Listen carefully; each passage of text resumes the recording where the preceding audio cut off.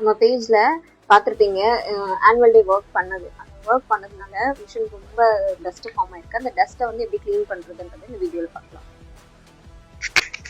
Machine open பண்ணி பார்த்தா machine உள்ள ஃபுல்லாக வந்து பஞ்சு மாதிரி நூல் குட்டி குட்டி குட்டியாக நிறைய சமைக்கி அந்த ஃபேப்ரிக்கில் நிறைய சமைக்கி, அதுவும் இல்லாமல் அது வெல்வெட் ஃபேப்ரிக்ன்றது அந்த வெல்வெட்டில் வந்து லைட்டாக ஒரு பஞ்சு மாதிரி ஃபார்ம் ஆகும் இல்லையா, அது எல்லாமே அதுக்குள்ளே கொட்டி இருந்துச்சு. அதுக்கப்புறம் நிறைய நம்ம ஒர்க் பண்ணுற ஸ்பீடில் நம்மளோட அந்த நீடில்லாம் இருக்கும் இல்லையா, அந்த நீடில்ஸ் உள்ள இருந்துச்சு. அதெல்லாம் வந்து மேக்னெட் வச்சு எடுத்துட்டு இந்த பஞ்செல்லாம் வந்து க்ளீன் பண்ணணும். இல்லாட்டி வந்து நம்ம நெக்ஸ்ட் ப்ராசஸ் பண்ணும்போது அது நமக்கு மிஷினுக்கு நிறைய ப்ராப்ளம் ஆகும். அட்லீஸ்ட் மந்த்லி ஒன்ஸ் ஆகுது நீங்கள் வந்து மிஷின் இந்த மாதிரி க்ளீன் பண்ணுறது பெட்டர். நான் இப்போ தான் க்ளீன் பண்ணேன், பட் இந்த ஒர்க் நிறைய பண்ணதுனால எனக்கு இந்த மாதிரி நிறைய ஃபார்ம் ஆயிருக்கு.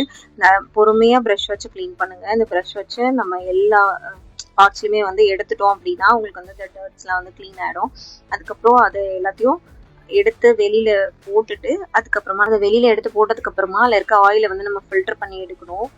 டஸ்ட் எல்லாம் கிளியர் பண்ணதுக்கப்புறமா இந்த ஆயிலை வந்து நீங்கள் ஸ்க்ரூ பண்ணி எடுத்தீங்கன்னா கீழே வந்து ஒரு டேப் மாதிரி இருக்கும். அது வழியாக நம்ம வந்து இந்த வாட்டர் கேனில் ஃபில் பண்ணி வச்சுக்கலாம். ஃபில் பண்ணி வச்சுட்டு இதையுமே ஃபில்டர் பண்ணி தான், சப்போஸ் இந்த ஆயில் ஓவராக உங்களுக்கு டஸ்ட்டாக இருக்குது, பிளாக் ஆயிடுச்சு அப்படின்னா நம்ம கண்டிப்பாக இந்த ஆயிலை வந்து யூஸ் பண்ணக்கூடாது. இது ஓரளவுக்கு ஓகே அப்படின்றதுனால இந்த டஸ்ட் எல்லாம் வந்து கொஞ்சம் அப்படி தேங்கி நிற்கும் இல்லையா, அந்த ஆயிலுக்குள்ளே இருக்கிறது, அதெல்லாம் வந்து நான் இந்த மாதிரி க்ளீன் பண்ணி எடுத்துப்பேன்.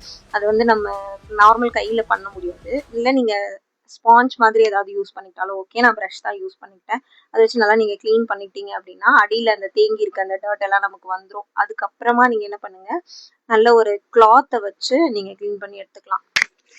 நல்ல ஒரு கிளாத் வச்சு க்ளீனாக தொடச்சி எடுத்துக்கிட்டீங்க அப்படின்னா உங்களுக்கு ஓரளவுக்கு அந்த டஸ்ட்டு கீழே டெபாசிட் ஆகிருந்தது எல்லாமே நம்ம க்ளீன் பண்ணுறதுக்கு ஈஸியாக இருக்கும். அதுக்கப்புறமா நீங்கள் வந்து அந்த இருக்கிற ஆயிலை வந்து இதில் ஃபில் பண்ணி வச்சுக்கோங்க.